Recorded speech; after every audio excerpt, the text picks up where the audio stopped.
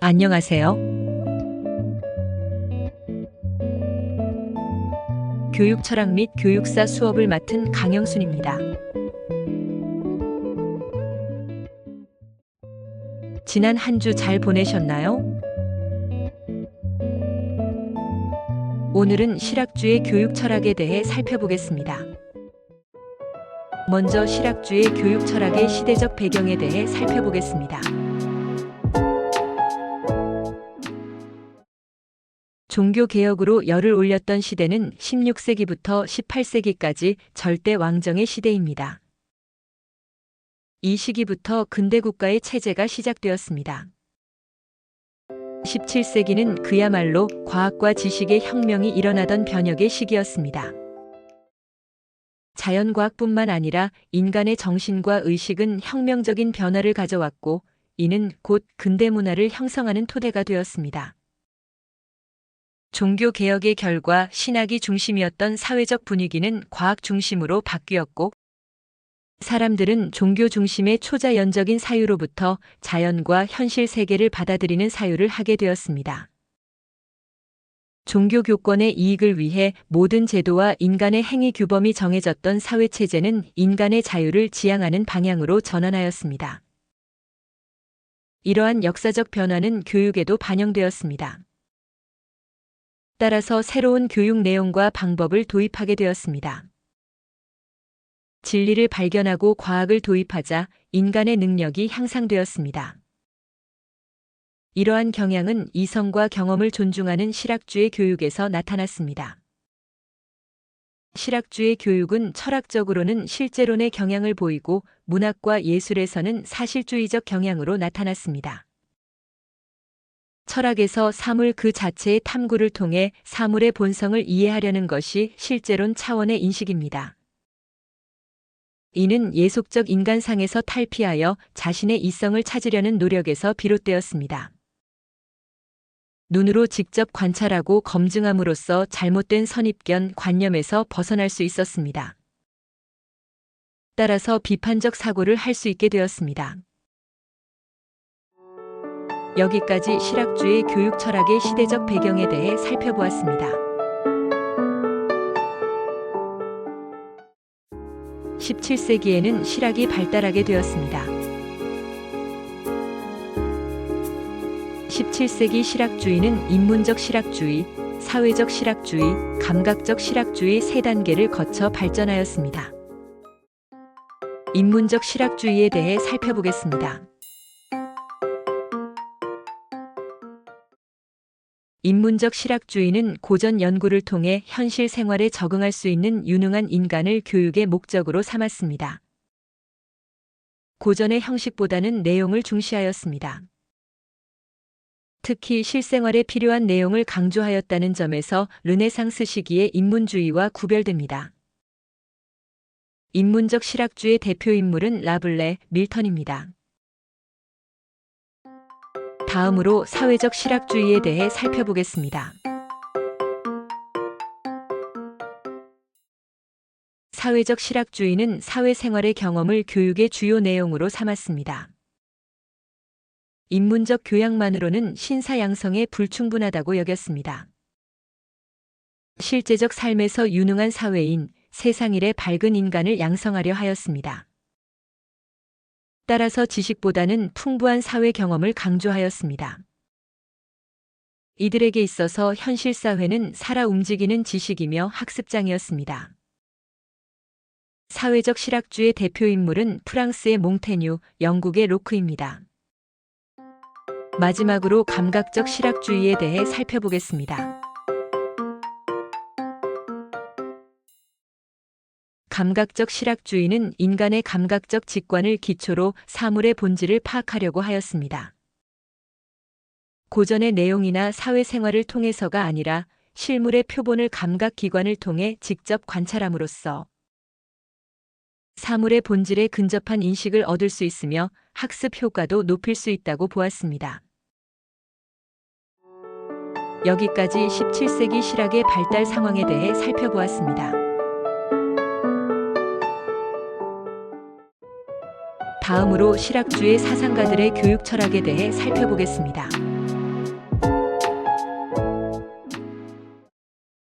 먼저 사회적 실학주의 대표인물 몽테뉴의 교육 철학에 대해 살펴보겠습니다.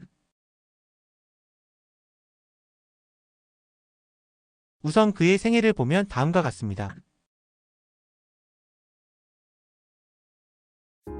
몽테뉴는 학생들을 가르치는 교육 실천가도 아니고 교육기관을 설립하거나 근무한 경험도 없습니다.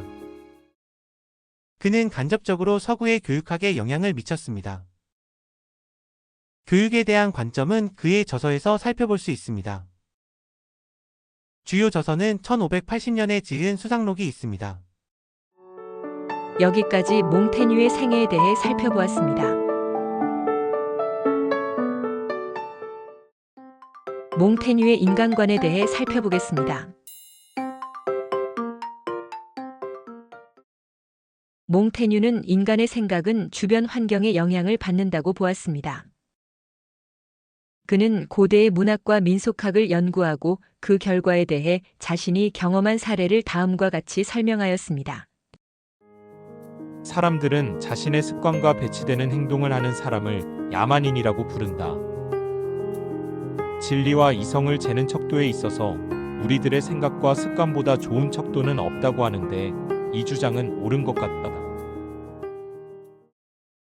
완전한 종교, 완전한 국가 형태, 완전하고 완성된 사물을 파악하는 방식은 언제나 여기에 존재했다. 우리가 받아들이는 거의 모든 의견들은 대부분 권위적으로 전달된 것이다. 자연성에 근원을 두고 있는 양심의 법칙도 풍습과 관습에서 영향을 받은 것이다. 당시에는 인간의 존엄성을 강조하던 시기였습니다. 그러한 시대적 관점과 달리 몽테뉴는 인간을 비참한 상태로 이해하는 회의주의적 관점을 보입니다. 그는 인간에게 자신을 과대평가하는 선천적이고 근원적인 병이 있다고 보았습니다. 따라서 교만과 자만을 제거하고 스스로 자신의 무가치함, 하찮음을 느낌으로써 불완전한 이성의 무기를 포기하는 것만이 자만과 광기를 억누르는 방법이라고 보았습니다. 그는 자신의 저서에서 다음과 같이 말합니다. 사람들은 현실 세계에 머물지 않고 다른 세계에 머물고자 한다. 인간이 자신의 모습을 벗어나려는 것은 미친 짓이다. 그 결과 인간은 천사가 되기는커녕 동물로 변하게 되었다. 몽테뉴는 모든 인간은 본질적으로는 차이가 없다고 보았습니다. 그는 황제의 영혼과 구두수 선공의 영혼은 같은 형태로 만들어졌으며 세계 최고의 자리도 모두 한결같이 엉덩이로 앉는다고 말합니다. 인간은 자신의 이러한 비참한 자연적인 한계를 인정해야만 그것을 가장 잘 극복할 수 있습니다. 여기까지 몽테뉴의 인간관에 대해 살펴보았습니다. 이어서 몽테뉴의 교육관에 대해 살펴보겠습니다. 몽테뉴의 교육관은 첫 번째는 인간의 이상형에 관한 내용, 두 번째는 지식의 내면화에 관한 내용, 두 가지를 중심으로 살펴보겠습니다. 인간의 이상형은 이상적 인간에 대한 설정과 실현 방법에 관한 관점입니다. 지식의 내면화는 맹목적인 배움보다는 지식을 현실 생활에서 어떻게 적용하고 내면화하여 도덕적 인간이 되는지에 관한 관점입니다. 이어서 몽테뉴의 인간 이상형에 관한 교육적 관점은 다음과 같습니다. 인간의 내면에는 세계를 판단하는 형식들이 존재합니다. 이러한 형식은 외부 세계로부터 경험을 재구성하는 인식의 과정을 통해 끊임없이 변화됩니다. 그런데 일반 사람들은 이러한 형식이 뒤엉켜 일정한 체계를 갖추지 못한 상태입니다. 그 이유는 사람들은 끊임없이 외부 세계로부터 영향을 받고 그것을 받아들인 내적 인식들이 정리되어 있지 않기 때문입니다. 따라서 몽테뉴는 인간에게 미치는 수많은 내적, 외적 영향을 자신의 본질적인 방향, 즉 이상형에 따라 정리하는 것을 모든 개인의 과제라고 보았습니다. 몽테뉴는 다음과 같이 말합니다. 누구든지 자신의 삶을 어떤 특정한 목적에 따라 이끌어가지 않는다면 자신의 구체적인 행동을 정리정돈하는 것은 불가능하다. 그러므로 모든 규칙이나 법칙을 존중하는 것은 모든 규칙 중의 규칙이요, 모든 법칙 중의 법칙이다. 이는 사회적인 행위 규범의 중요성을 강조한 보수파의 관점이라고 할 수 있습니다. 다음으로 지식의 내면화에 관한 교육적 관점은 다음과 같습니다. 몽테뉴는 다음과 같이 말합니다. 아동은 일찍부터 자신을 알아야 하고 행복하게 사는 것을 배워야 합니다. 교육에서 중요한 점은 특정한 지식을 전달하는 것이 아니라 모든 경험을 이성적으로 사고하고 판단하는 능력을 키우는 것입니다.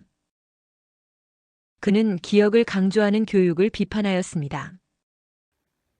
몽테뉴는 이어서 다음과 같이 말했습니다. 암기는 지식을 기억에 저장할 뿐입니다. 그 결과 선량하고 현명한 인간이 아니라 단지 지식을 쌓은 인간을 양성할 뿐입니다. 아버지들은 자식의 머리에 지식을 넣고 지식에 근거하여 움직이도록 만들었습니다. 그런 아버지로부터 판단의 지혜나 도덕에 대해서는 들을 수가 없었습니다. 우리는 늘 고생스럽게 기억을 꽉 채우고 있지만 지혜와 양심은 텅 비어 있습니다. 아이들이 암기만 하면 앵무새와 같이 됩니다. 이는 사물에 대해 인식하도록 가르치는 것이 아니라 언어 교육에만 치우치면 생겨나는 문제입니다. 그러나 플라톤이나 사상가들의 생각이 중요한 것이 아니라 독자적으로 판단하는 능력을 갖추는 것이 중요합니다. 교육은 사고와 행동을 개선하기 위한 교육이어야 하며 스스로 교육 내용을 내재화할 수 있도록 해야 합니다. 다시 말해 학문은 소유하는 것만으로는 충분하지 않습니다. 자신과 학문이 결합되어야 합니다. 철학이라고 할 수 있는 생각하는 연습은 어릴 때부터 이루어져야 아이는 지혜로운 사람이 될 수 있습니다. 도덕 철학의 관점에서 인식과 행동의 통합으로 도덕을 쌓는 것이 중요합니다. 감각적 실학주의 대표 인물은 독일의 라트케, 체코의 코메니우스입니다. 여기까지 몽테뉴의 교육 철학에 대해 살펴보았습니다. 다음으로 사회적 실학주의자 로크의 교육 철학에 대해 살펴보겠습니다. 우선 로크의 생애에 대해 간략하게 살펴보겠습니다. 로크는 경험론의 창시자입니다. 로크가 옥스퍼드 대학에 다닐 무렵에 스콜라 철학이 지배적이었습니다. 그러나 그는 스콜라 철학을 좋아하지 않았고 데카르트 철학의 영향을 받았습니다. 그는 1687년에 인간 오성론을 저술하였습니다. 그의 학설은 철학자 버클리와 휴메에 의해 계승되었으며 그의 정치학설은 몽테스키에가 발전시켰습니다. 그의 정치학설은 미국 헌법에도 구현되었습니다. 대통령과 의회 사이에 분쟁이 일어날 적마다 유용하게 인용되기도 하였습니다. 영국 헌법은 약 50년 전까지만 하더라도 그의 학설에 근거를 두었습니다. 1871년에 채택한 프랑스 헌법 역시 마찬가지입니다. 여기까지 로크의 생애에 대해 살펴보았습니다. 로크의 인식론에 대해 살펴보겠습니다. 로크는 사물의 본질을 제일 속성과 제이 속성으로 나누어 이해하였습니다. 제일 속성은 물체에서 분리할 수 없는 본질적인 속성을 의미합니다. 예를 들어 물체의 견고함의 특징, 크기, 모양, 운동 또는 정지 상태, 그리고 수량 등이 이에 해당합니다. 반면 제이 속성은 색채, 소리, 냄새와 같이 지각하는 사람에게 의존하는 속성입니다. 즉, 제일 속성은 물체 자체에 실제로 존재하는 특성이라면 제이 속성은 감각을 통해 인식되는 특성입니다. 따라서 눈이 없으면 색을 볼 수 없고 귀가 없으면 소리를 들을 수 없는 것과 같습니다. 또한 대상을 인식하는 사람의 상태나 능력에 따라 인식되는 내용도 달라질 수 있습니다. 로크는 이러한 관점에서 사물의 본질을 두 가지 차원으로 나누어 설명했습니다. 이것이 로크의 실증 개념입니다. 여기까지 로크의 인식론 제1 속성과 제2 속성에 대해 살펴보았습니다. 로크의 인식론 가운데서 인간 오성론에 대해 살펴보겠습니다. 로크는 그의 저서 인간 오성론, 광신에 대하여 에서 인간의 인식은 무엇에 근거하는지를 밝혔습니다. 어떤 종교적인 지도자나 또는 그 추종자들은 계시가 있다고 믿습니다. 로크는 다음과 같이 말했습니다. 광신은 이성을 떠나 이성과는 관계없는 계시를 만들어냅니다. 계시라는 것 또한 이성에 의하여 판단되어야 합니다. 로크가 말하는 이성의 의미는 그의 저서 가운데 이성에 대하여 라는 글에서 적고 있습니다. 이성이라는 것은 3단 논법에 의한 추리만을 의미하는 것이 아닙니다. 이성이란 첫째, 우리가 알고 있는 어떤 것이 확실한지 그 확실성을 탐구하는 일입니다. 둘째, 어떤 것이 이론적으로 완전히 확실하지 않고 단지 개연성만 있을 때 그것을 실제로 받아들이는 것이 현명한 선택인지 판단하는 것입니다. 개연성의 근거는 두 가지가 있습니다. 첫째, 그것이 우리 자신의 경험에 부합하는지 판단합니다. 둘째, 다른 사람이 경험을 바탕으로 제시한 증거와 일치하는지 판단합니다. 인간의 오성은 설사 오류를 범하는 일이 있더라도 결코 이성 이외의 다른 어떤 것도 따르려고 하지 않습니다. 누군가 당신의 의견에 동의하도록 설득하려 한다면 그 사람은 먼저 당신의 의견을 검토한 이후에 동의 여부를 결정할 것입니다. 그러므로 상대가 충분히 생각할 시간을 가질 수 있도록 배려해야 합니다. 타인이 자신의 의견을 버리고 내 의견을 따르지 않는다고 해서 그를 완고하거나 고집스럽다고 비난해서는 안 됩니다. 우리 자신도 마찬가지로 완고해질 수 있기 때문입니다. 자신의 의견을 철저하게 검토해 보았다고 자신 있게 말할 수 있는 사람이 과연 있을까요? 로크는 형이상학에서 말하는 실체 개념이 막연할 뿐만 아니라 쓸모없다고 보았습니다. 그의 철학은 과학처럼 개별적이고 단편적인 주제를 다루며 17세기 유럽 철학처럼 하나의 통일된 체계를 이루는 종류의 것이 아닙니다. 여기까지 로크의 오성론에 대해 살펴보았습니다. 로크의 인식론 가운데서 인간 경험론에 대해 살펴보겠습니다. 지식은 어디서 왔는가? 로크는 우리들의 모든 지식이 경험에서 비롯되었다고 보았습니다. 그는 플라톤, 데카르트 그리고 스콜라 철학자들의 견해를 반박하며 본래부터 존재하는 어떤 관념이나 원리 같은 것은 없다고 주장했습니다. 그는 경험이 어떻게 다양한 관념을 형성하는지를 구체적으로 다음과 같이 설명하였습니다. 인간의 정신을 아무런 관념도 없는 백지로 가정해 봅시다. 그렇다면 이 백지에 어떻게 다양한 관념들이 생겨났을까요? 이 방대한 저작물들은 어디에서 온 것일까요? 끊임없는 인간의 공상이 이 백지 위에 다채로운 저작물을 어떻게 그려 넣었을까요? 그에 대한 제 대답은 경험입니다. 우리의 모든 지식은 경험에 근거하며 모든 지식은 경험에서 비롯되는 것입니다. 이로부터 관념이 형성됩니다. 관념의 근원은 두 가지입니다. 하나는 감각기관에 근거한 감각 경험이며 다른 하나는 정신의 작용에 근거한 지각 경험입니다. 이 지각을 우리는 내감이라고 부릅니다. 모든 관념은 경험에서 비롯되며 우리의 지식은 결코 경험을 앞설 수 없다는 것은 분명한 사실입니다. 지각은 지식의 시작이자 첫 번째 단계입니다. 로크의 시대에는 정신이 모든 것을 선엄적으로 알 수 있다고 여겼기 때문에 로크가 지식이 완전히 지각에 달려 있다고 주장한 것은 새롭고 혁신적인 의견이었습니다. 사물들이 각각 실제적인 본질을 가지고 있다면 그 본질은 물리적인 구조를 가질 것이며 그것들은 대체로 우리가 알지 못하는 것들입니다. 우리가 알 수 있는 본질은 오직 언어로 설명되며 특히 일반적인 용어로 정의됩니다.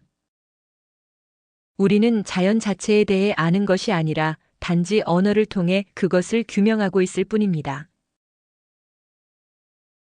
외부 세계가 존재한다는 것에 대한 지식 역시 각자의 자기 관념일 뿐, 우리는 사실상 외부 세계와의 모든 접촉이 끊어진 상태라고 할 수 있습니다.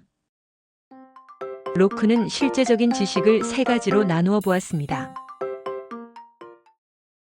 첫째, 자신이 실제로 경험하여 얻은 지식으로 이것을 직관에 의한 지식이라고 합니다. 둘째, 신의 존재를 상정한 전제로부터 얻는 지식으로 이것을 논증에 의한 지식이라고 합니다. 셋째, 우리의 감각에 나타나는 사물로부터 얻은 지식으로 이것을 감각에 의한 지식이라고 합니다.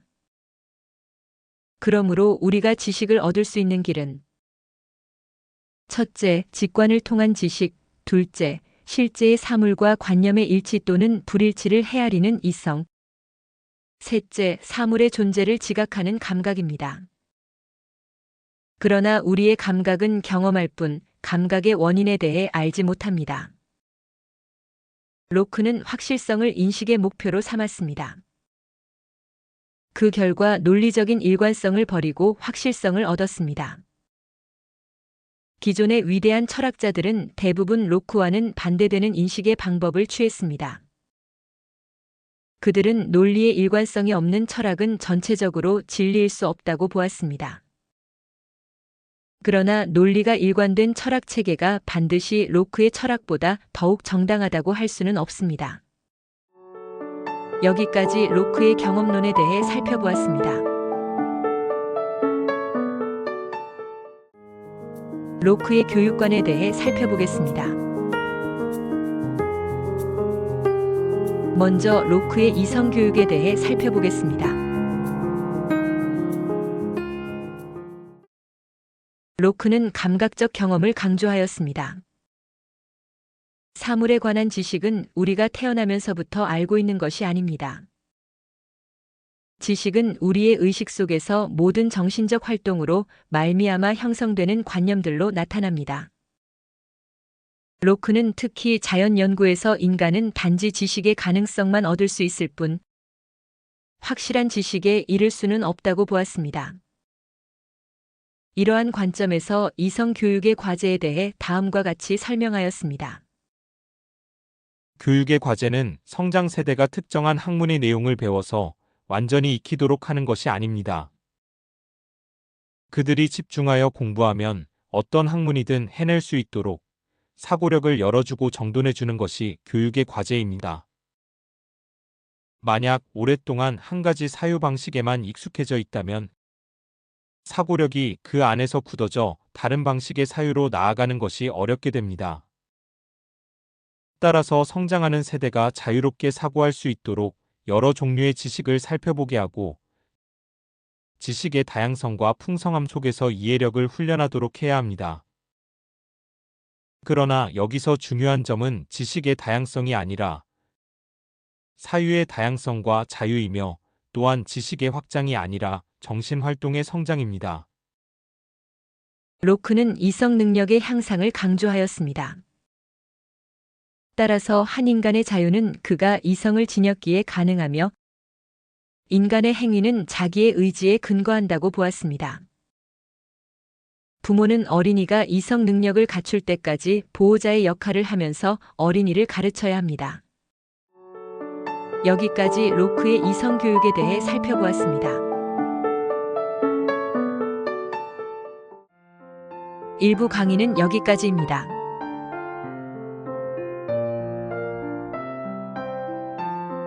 (10분) 휴식한 이후에 다시 뵙겠습니다.